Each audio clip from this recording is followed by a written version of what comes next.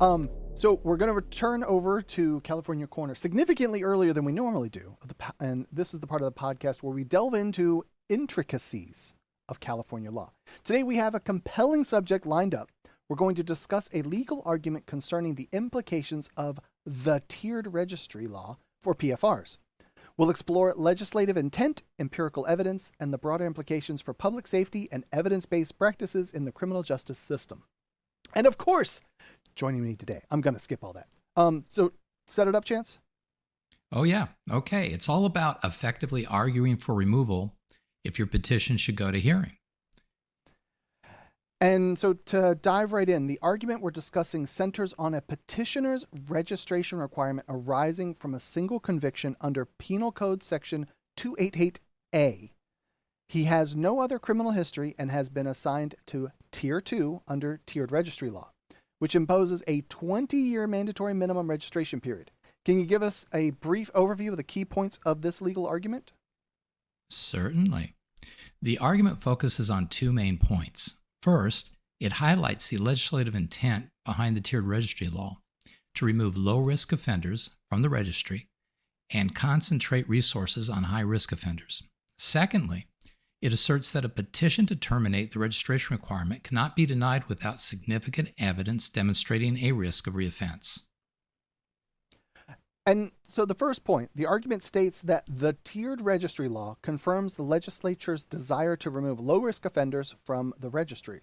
What is the legal and empirical basis for this argument? That's a good question. The tiered registry law was influenced by recommendations from the California Sex Offender Management Board, which we affectionately call CASOM. CASOM's research indicates that PFRs differ significantly in their risk to reoffend, and that this risk decreases over time if the offender remains offense-free. And by the way, so does Carl Hansen. So it's an empirically based assumption. The law aims to use,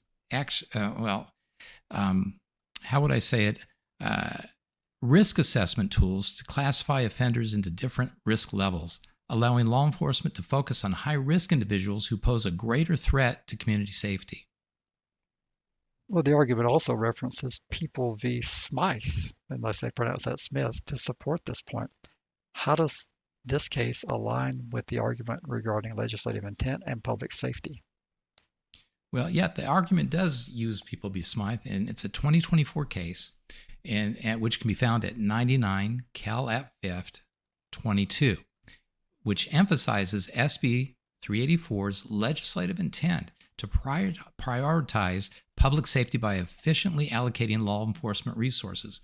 The case highlights that maintaining low-risk offenders on the registry consumes significant resources, which could be better utilized monitoring high-risk offenders. This aligns with the legislator's goal of enhancing community safety by removing low-risk individuals from the registry. The argument also claims that requiring low-risk offenders to register for life decreases public safety. Now, who would say that that this supports that premise?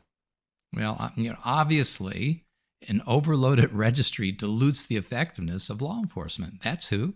When officers are tied up with paperwork for low-risk offenders, they have less time to monitor high-risk individuals. So, additionally, the public is overwhelmed by the sheer number of registered offenders, making it difficult to distinguish between those who are truly dangerous and those who pose little or no risk. Is it okay if we move over to the second point, Chance? Sure.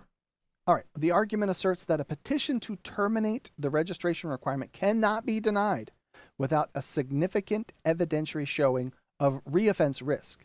Would you be so kind to elaborate on what the legal standards and the kind of evidence that is required to support that? Sure. Penal Code Section 290.5A3 specifies that if the district attorney objects to a petition for termination from the registry, they must present evidence showing the continued registration significantly enhances community safety. This means providing, reliable, material, and relevant evidence that the petitioner is likely to reoffend. Now, the Court of Appeal in People v. Ty, which we have discussed in previous episodes, clarified that the prosecution bears the burden of proving the petitioner's current risk of reoffense. Well, again, how does this requirement align with legislative intent behind tiered registry law? Because I could make the argument that registering people doesn't cost a dime.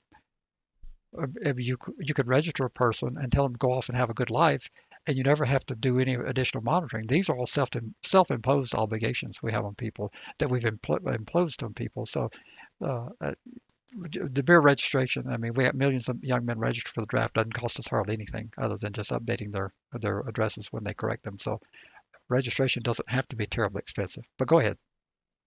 Well, this requirement ensures that the legislative intent, which is what we're concerned about, to focus on high-risk offenders is upheld by necessitating a significant evidentiary showing of reoffense risk. The law prevents the arbitrary extension of registration periods for low-risk individuals. This aligns with the goal of freeing up resources to monitor those who pose a greater risk to public safety. So, the end thing is that law enforcement chases its tail a lot, trying to get everybody within its scope. In California, we've got well over 100,000 people on the registry. So the idea is to focus your resources and your time on those who pose the greatest risk, so that you can be accurate in getting the information out to the public of who's dangerous and who's not. But then the argument also states that there is no evidence that community safety will be significantly enhanced by petitioners' continued registration. What are the mandatory considerations for determining this? Well, the high bar for continued registration includes 7 considerations, and I'll name them off. 1, the nature and facts of the registrable offense. 2, the age and number of victims. 3, whether any victim was a stranger at the time of the offense. 4, criminal and relevant non-criminal behavior before and after conviction for the registrable offense. 5, the time period during which the person is not reoffended. 6, successful completion of CASOM, Certified Sex Offender Treatment Program. And 7, the person's current risk of sexual or violent reoffense based on risk assessment instruments. Now, so effectively, and I'm not discounting any of these factors, because they're all considered within the context of the hearing should you go there. But to effectively argue for removal in California, you must at minimum weave into your argument all the things we've previously discussed: the legislative intent behind the tiered registry law, and that a petition to terminate cannot be denied without significant evidence demonstrating a risk of reoffense, which includes, but is not limited to, the recitation of those factors in their most positive light. All right. Well, what are the broader implications of this legal argument for the criminal justice system and public policy? Glad you asked. I think the implications are substantial.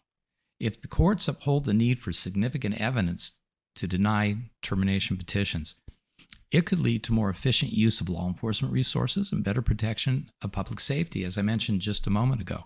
But it also reflects a move towards evidence-based practices in the criminal justice system, ensuring that policies are driven they are driven by empirical data rather than blanket regulations. And that's real progress and hope for those who are ensnared in the process.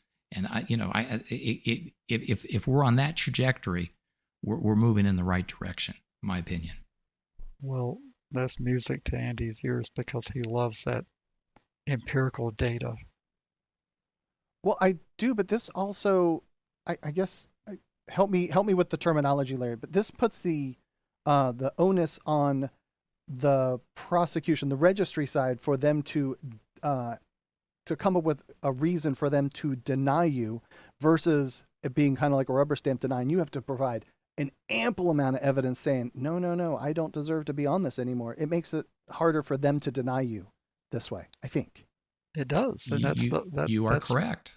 That's the whole thing. I've always said if we're going to have a registry, I hate removal petitions. Well, California has a removal petition, but despite my protestations about it being a piece of crap, at least in the Thai case, the standard has been made clear that it's on the prosecution, which I can live with that as a compromise position, because I'd rather there not to be a petition. People just time out. But since there is a petition, the fact that the government has to carry the burden, that is fantastic. Now on the California side of things, Chance, I'm not directly asking you what does this cost, but if somebody comes to you and says, "Hey, I'm this kind of upstanding citizen. What do I need to do?" Do you charge them $50,000 million? Is it something that an average person can afford, or is it still like a heavy load? Well, it's something an average person can afford. And the reason we break it down really to two parts, is because it's easier to fill out the petition on the individual side, even though okay, sometimes there's a bit of confusion about how to exactly file it and do the other things necessary for it. But if it goes to hearing, you absolutely really need an attorney to do it. And so, depending on the complexity of it, and depending on what needs to be done in comparison to what it costs, it's very, very, very reasonable in terms of being removed from the registry. The cost is minuscule. Very good. All right. Is there anything else here? Did you want to dig into anything else, Larry? No, I think that we learn more and more about California, and I'm having less anxiety about the system. I don't know how many people have gotten off. I don't know if that data can be retrieved. I was very doubtful that there'd be a significant decrease in the number of people on the registry, but apparently it is working, and it's working better than I expected. I still don't like the fact that people have to spend money, but I do like the fact that people they end up benefiting from the state having to bear the burden rather than them having to bear the burden. That is great. Yeah, Chance, somebody in chat has asked your hourly rate, and I'm telling you, you'd have to call. Yeah, I don't charge hourly. I charge a flat rate, which is very reasonable. Because if I charged an hourly rate, it would be very unreasonable. So I don't even go there. I do charge hourly rates for other things I do, but for this particular thing, just to make it available for as many people as possible, I charge a flat fee. And also, I want everybody to understand this: if you can't afford to do it, can't afford to hire a private practitioner, you can always go to the public defender's office. Across the state, they're doing this too. So it's you have your choice, and for those who just can't afford it, it's still available to you through those institutions. I want to make sure that before I go over that, what did you give me to? So California Corner argument for removal. What do you want to tell people about this? Because I'm going to have it in the show notes for people to get it from FYP Education. But what is this PDF? Yeah, that PDF is a section of a brief that I submit to the court, and it's a section of one of the briefs I've submitted to the court. It's a small section just so that we would get what's necessary to launch the rest of the argument. And so I just wanted to show people, demonstrate that there has to be a basis to leap from in order to accomplish this task if it's going to go to hearing. And so this is one of the things that I think is really important about representing somebody is filing a brief and making sure that you educate the judge as to all of this before the actual oral hearing begins. And that's just a small section of it that can be looked at. Fantastic.